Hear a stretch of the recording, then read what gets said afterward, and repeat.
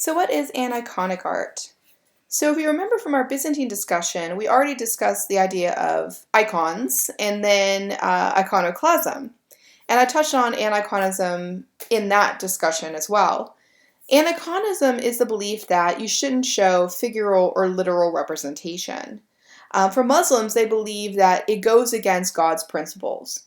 That if God is the creator, then it is a violation for man to create things basically that look as real as things that he could create. So creating a painting, of a flower, right, that looks so real you would think it's, actually a photograph, right, or creating a sculpture of a man, they would say that's like trying to be God.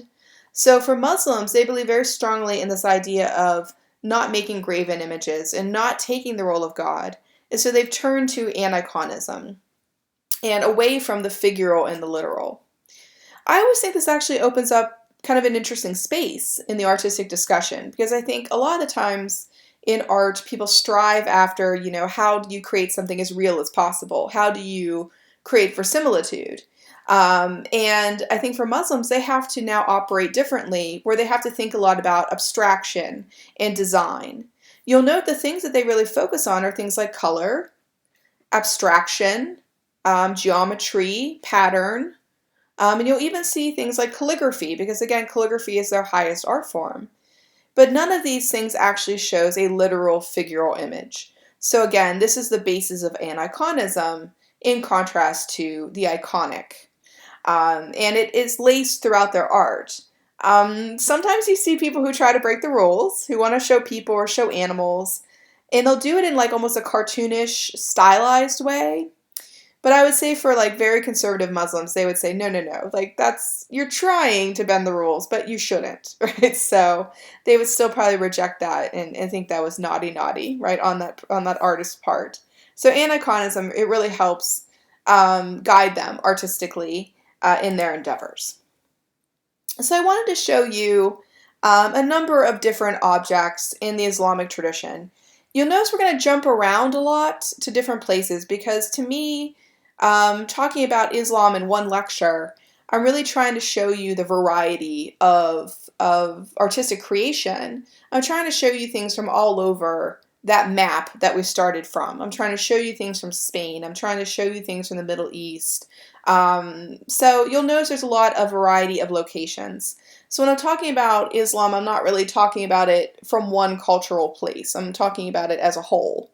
And I hope you see that reflected in our discussion. But we're going to start out first with architecture, and we're going to start with the most well-known building, which is the Dome of the Rock, located in Jerusalem in Israel. Now, this is a very famous building, not just because of its relationship to Muslims, but because of its relationship to the other Abrahamic religions. So I like showing you this building first because it helps cement, I think, our discussion about Abrahamic religions. This is a building that relates to Jews, Christians, and Muslims.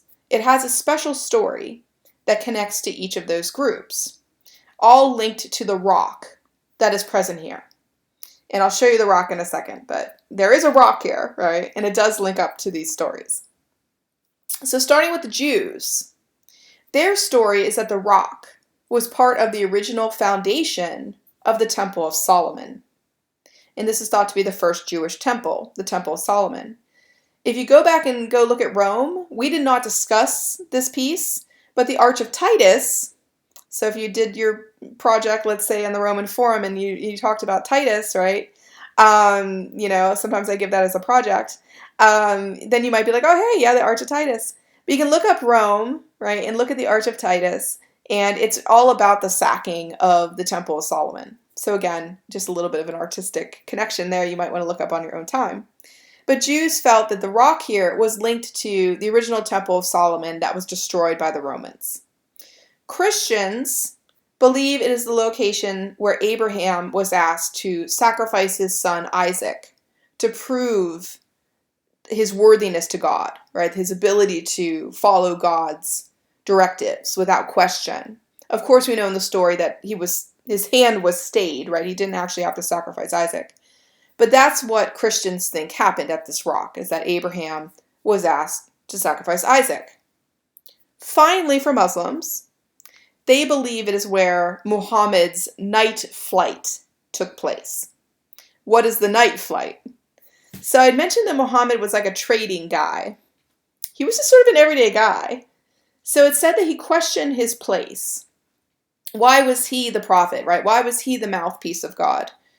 And that basically he was taken into the heavens and shown God's design, or shown the universe, or shown whatever you want to say, God's, sort of projects in a sense, the vastness of being, and that he was returned at this rock from the night flight, as we call it, where he was shown God's will, I guess we might say. So again, for Jews, Temple of Solomon; Christians, Abraham and Isaac; Muslims, Muhammad's night flight. So each population has a connection to this building. So even though today it's used as a Muslim mosque, right, it has a connection to, as I put it, all the big three Western religions, all the Abrahamic religions. So it's very, very sacred, right, to the entire Abrahamic community. If you're looking at it again, you can note the use of color, pattern, design, calligraphy. It is definitely designed with aniconic precepts in place. Go inside, you see the rock finally, right there it is. And you'll note that, again, you can look around inside of it and really see how aniconism is used. You see these kind of vine patterns, but again, they don't really look like any particular plant. And that's when we say that sometimes, you get the stylization within aniconism as well. The use of calligraphy, the use of design, the use of color. And I wanted to mention the man who basically commissioned this building. And this was Caliph Abd al-Malik. We talked about the caliphs, right, as their leaders, the leaders of Islam. And what Abd al-Malik started to think about when this building was commissioned is how Christians especially, right, were starting to use their structures as a way to entice people to come worship there. And he said, you have to think about, if you want to, have people pay attention to you, a lot of the times you have to dazzle them. So he said he wanted to create a building that dazzled the eyes and minds of worshipers. And I always say he knew what he was talking about. He understood that you had to get people's attention. And we wonder sometimes whether his statement actually led to churches becoming more ornate and more decorative as we go into the medieval period, because maybe they felt very much like this was sort of a competition for eyes and minds, right? So that maybe each was sort of stoking each other, and that's how churches and mosques became more and more elaborate, more and more ornate, because you wanted to grab the attention, right, of the people looking at them. A very, very, very important structure at the Dome of the Rock. Also wanted to show you within architecture the very famous Blue Mosque. And this is the sister building to the Hagia Sophia in Istanbul. And it was built after the Hagia, but almost in response to it. So the Ottomans, when they show up in Istanbul, in a sense they want to create a structure that rivals the Hagia in size and in scale. So they create the Blue Mosque in response. And the buildings look at each other. So when I was in Turkey, you could stand and look, back and forth between them. It's almost like they're having a little conversation with each other. They're sort of matching each other one-to-one. But where the Hagia was originally created as a church, this was originally created as a mosque. So the minarets are original to it, and the design is all aniconic. Because if you go in the Hagia, you'll note, of course, that you see mosaics of Christ, you see icons that are in there alongside of the Islamic decoration. So the Blue Mosque, all you see is aniconic decoration. So you're seeing like the calligraphy, you see what we call them cornice, and we'll talk a little bit more about them. These almost like geometric designs that almost look like honeycombs on the outside of the structure. And then you go inside and you get these vast soaring spaces that are filled with patterns and designs and geometry, and just all kinds of great aniconic decorations. So when I was traveling in Istanbul, one of my favorite things was going in this building and taking all these pictures and being able to see the space. Notice how the space in here, in contrast to the Hagia Sophia, is all open space, Because again, when people come in for their prayers, it's meant to be an open, egalitarian space. It's meant to be very usable. And of course, the rugs, have the pattern that tell you where each person should be standing. And again, there's tile work throughout, calligraphy throughout. And you'll note that when I went, of course, I had to dress modestly. So I made sure I traveled with my headscarf. I had a jacket, right, that I could put on underneath my dress. But I thought my dress would be enough. The skirt came down to like the top of my knee. I thought that would be modest enough. I was wrong. So I was given a little wrap for the lower half of my body to make sure it extended all the way to my feet. And I had to make sure I had someplace to put my shoes because, again, you take your shoes off when you go inside a mosque. So I had my little shoe carrier so I could pop my shoes right there in my bag with me and carry them along with me. But again, there are certain modesty requirements, right, that one has to undergo as they go into a mosque, even as a visitor, even someone who's not there for prayers. But I love being able to see both buildings and see the kind of conversation that they had with one another in their use of aniconism. We'll now go to Spain and look at the Great Mosque at Cordoba. And, a lot of people forget that Spain was a Muslim holding for quite some time. And so if you go to Spain today, of course, you can see both traditions there. You can see the Christian tradition that reigns supreme now, and of course you can see the Muslim past as well. So it's an interesting place to look at both traditions kind of butting up against one another. What I love about the Great Mosque is the horseshoe arches inside. Or as I call them, the candy cane arches. Not very technical, but that's what they look like. They look like candy canes. And the reason I love showing it to you is because I want you to think about, again, how they use these patterns almost to dazzle your eyes in the space. It almost becomes meditative. It becomes something that's repetitive.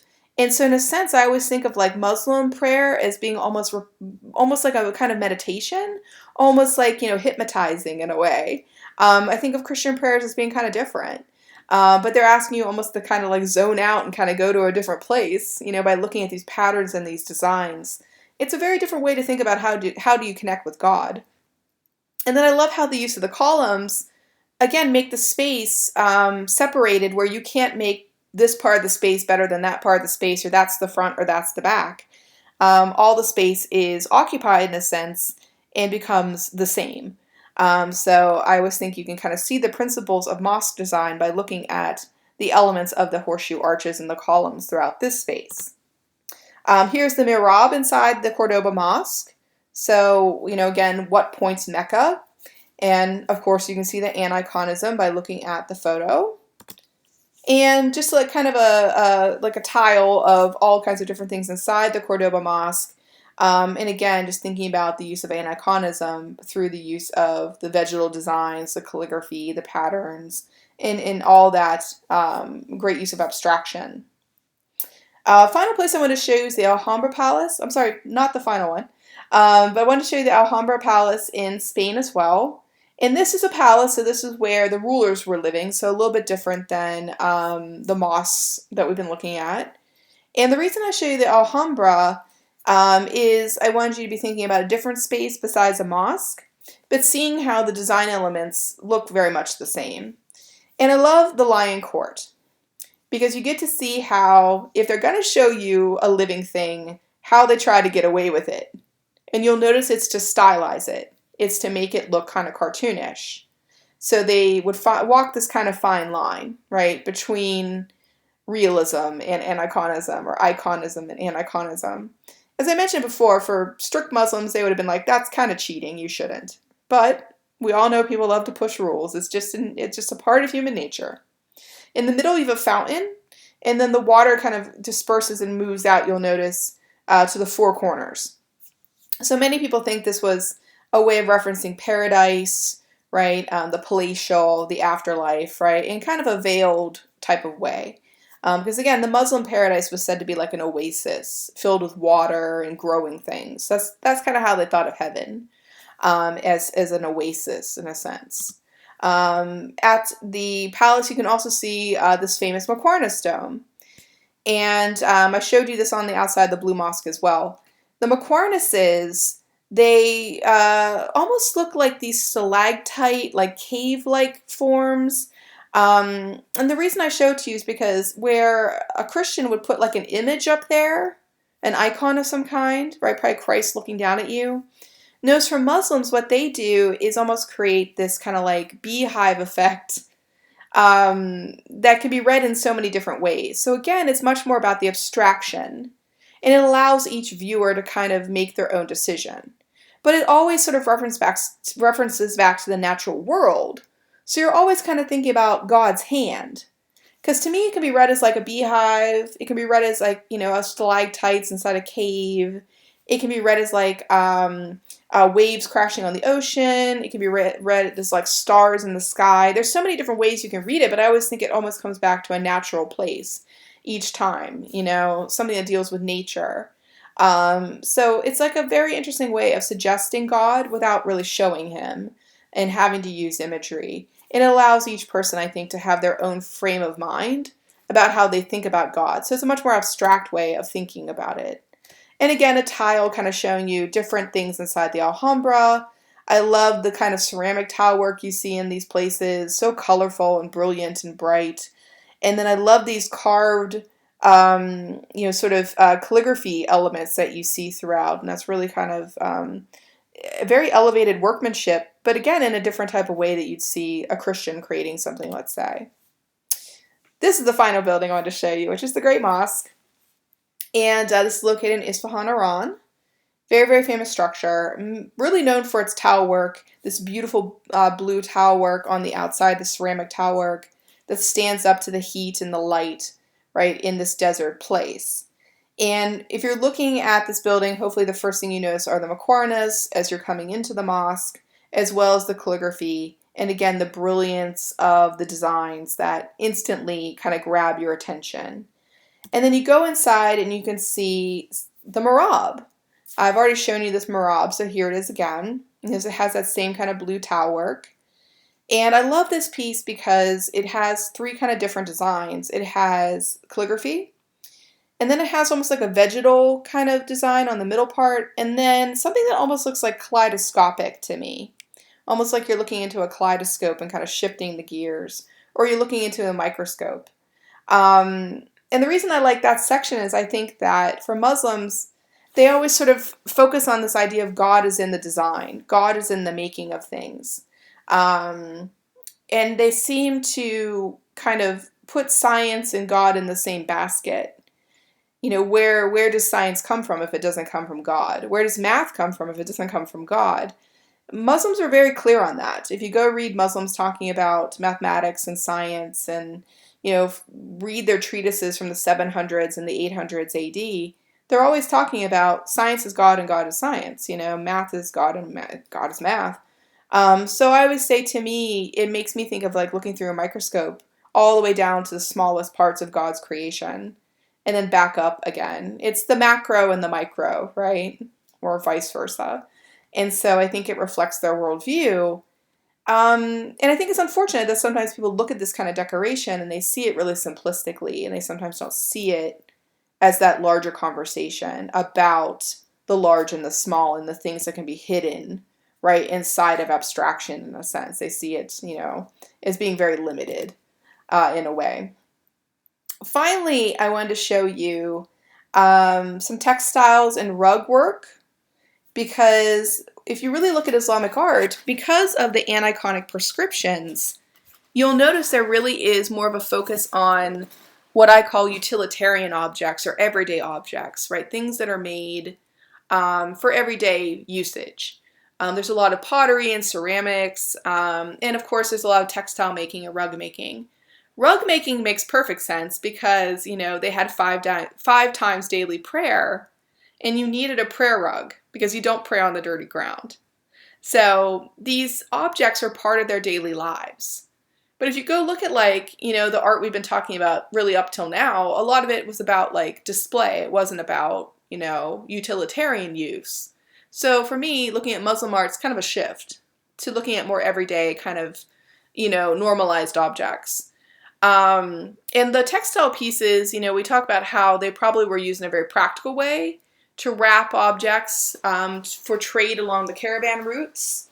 So very practical, maybe to separate rooms when you put up your tents. And rugs, of course, were used for prayer. There's a story about the rugs I love to tell, which is that when a rug is woven, there's always one knot that is left untied. It's not completely finished. And the reason why is because God, and only God, is perfect. So you can't have anything perfect if you make it as a human. So the rug makers leave one knot untied. Because as they say, you know, only God's perfect. Man is never perfect. So it's sort of a liberating viewpoint. Like, you know, man can't be perfect, only God is. And they translate that over into how they make these kind of objects. So again, you know, it's a fun story to me. And just looking at this textile, I wanted to point out again, notice that they're showing you lions on it, but they're very stylized. So those prohibitions on the natural that sometimes would get broken or maybe bent is the better word for it. You see that happening here. And with the rug, you know, I wanted you to be thinking about this sort of all-over quality of design. It really is meant to like dazzle your eye and dazzle your mind. It goes back to like what Khalif Abd al-Malik said, that, you know, you have to sort of dazzle people with art. You know, you can't have it be boring. You have to have it be interesting. And we'll talk about, with medievalism, we'll talk about how many people think medieval manuscripts were heavily influenced by rug making, right? The all-over design and the use of pattern and decoration. So many people think there's a connection there between the two. And finally, to conclude, gotta finish with the highest art form, which is calligraphy. And, you know, I won't belabor the point. They did all kinds of different calligraphy with all different kind of styles, and their main thought was that this is the best art form that you can achieve. And I love this quote: "Handwriting is jewelry fashioned by the hand from the pure gold of the intellect." It's a beautiful quote. And again, I think in our culture, writing is something utilitarian to most people, and it's something we don't really do a lot anymore. I definitely don't write by hand as much as I did when I was younger. There's really no reason to. I type on my phone, you know, I type on a keyboard. It's very, very different to sit down and write by hand for a lot of us. And I think, again, even before that, we thought of writing as a utilitarian thing. In the Muslim world, you know, calligraphy is the highest art form. It is highly prized and highly respected, and a thing of beauty, right, that they definitely do celebrate.